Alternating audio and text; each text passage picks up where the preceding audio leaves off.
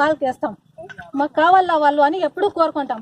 కానీ వీళ్ళు ఏమి చేసేలేదే. బ్యాంకులో లోన్ వాళ్ళు కట్టండి అని చెప్తే వడ్డీ వస్తా ఉంది, దానికి ఏం చేయాలా, మేము ఎట్లు కట్టాలా? బీదోళ్ళు అని చెప్పే కదా ఆ రోజు ఇంట్లో అంతా రెడీ చేస్తా ఉండింది. అంటే బీదోళ్ళకి ఏమి ఇచ్చినారు వీళ్ళు? ఏం సంవత్సరాలు చేశారా? ఎవరన్నా కానీ ఇవ్వాలంటే 2 సంవత్సరాలు అయిపోయా. ఇప్పటి వరకు ఎవరు ఏమన్నా కానీ ఇట్లా కాదమ్మా, ఇట్లా ఇస్తామమ్మా, ఇట్లా టైం అమ్మా అని ఎవరు చెప్తా ఉండలేదు. ఫస్ట్ సైట్లు ఇస్తాం అంటా ఉన్నారు.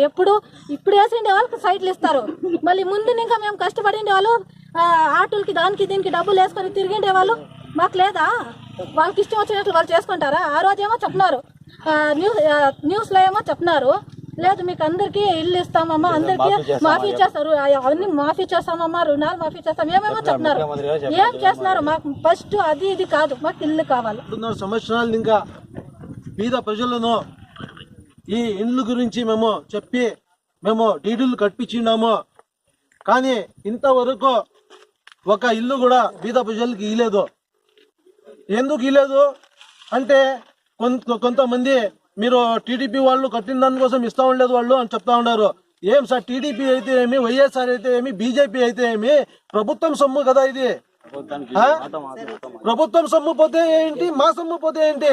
ప్రభుత్వం లాస్. వాళ్ళకి ముందు ఉన్నాము అనేది మాకు కూడా మనసులో రావాల.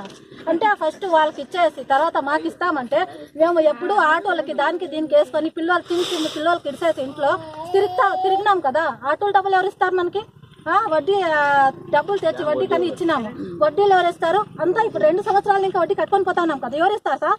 ఎవరు కడగల? ఇప్పుడు మేము ప్రభుత్వానికి కదా ఎవరు సార్ తెచ్చి కట్టేది?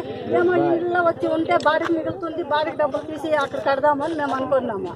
అది 2 ఏళ్ళు ఇంకా ఇదిగో అదిగో అంటున్నారు. వచ్చినప్పుడంతా ఆటో ఛార్జీలు పెట్టుకునేది, మీటింగ్ ఉంది అనేది. మేమైతే ఊర్లో ఉండలేదు సార్, ఏదో ఊర్లో ఉంటుంది. వచ్చినప్పుడంతా మున్సిపల్ ఆఫీసులు ఫోన్ చేసేది, వీటికి కొట్టుకోలా రాండి అంటే వచ్చినప్పుడంతా మేము ఛార్జీలు పెట్టుకొని ఇక్కడికి వచ్చేది. మాకు సుమారుగా ఒక 20,000 రూపాయలు ఛార్జీలకి అయింది సార్. సో ఇక్కడ మనకి వెనుక హౌసెస్ కనిపిస్తున్నాయి. ఇవన్నీ గత ప్రభుత్వంలో నారా చంద్రబాబు నాయుడు గారు ఒక పేదల మీద ఉన్న అభిమానంతో వాళ్ళకి ఒక పక్కా ఇల్లు కట్టించాలా, వాళ్ళ సొంత ఇల్లు కళను నెరవేర్చాలనే ఉద్దేశంతో వాళ్ళకి ఈ హౌసెస్ ను కట్టించడం జరిగింది. కానీ హౌసెస్ దాదాపు 12 రాష్ట్ర వ్యాప్తంగా 12 లక్షల ఇళ్లను కట్టించడం జరిగింది. వాటిలో దాదాపుగా 10 లక్షల వరకు ఇల్లు పూర్తి అయినాయి. ఇక గృహప్రవేశం చేయడం ఆలస్యము, కానీ అంతలోపల ఎలక్షన్ కోడ్ రావడంతో ఆగిపోయినాయి. సో కానీ ఈ ప్రభుత్వం ఎప్పుడైతే వచ్చిందో, ఈ ప్రభుత్వం ఎప్పుడైతే ఇప్పుడు ఉన్న జగన్మోహన్ రెడ్డి గారు సీఎం గా ఉన్నారు, కానీ అప్పుడు ఎలక్షన్ ప్రచారంలో ఏమైతే చెప్పారో, సో అప్పుడు చంద్రబాబు నాయుడు గారు మీకు ఏదైతే ఇల్లు ఇచ్చారో దీంట్లో గవర్నమెంట్ 50% భరిస్తా ఉంది, మిగతా 50% గవర్నమెంట్ ద్వారా లోన్ ఇప్పించాడు. కానీ నేను అధికారంలోకి వస్తానే ఈ మీరు బ్యాంక్ లోన్ ఏదైతే ఉందో అది కూడా మాఫీ చేసి మీకు ఫ్రీగా వచ్చిన నెల లోపు మీకు ఫ్రీగా ఈ ఇళ్ళు మీకు అప్పుగా చెప్తాము అన్నారు.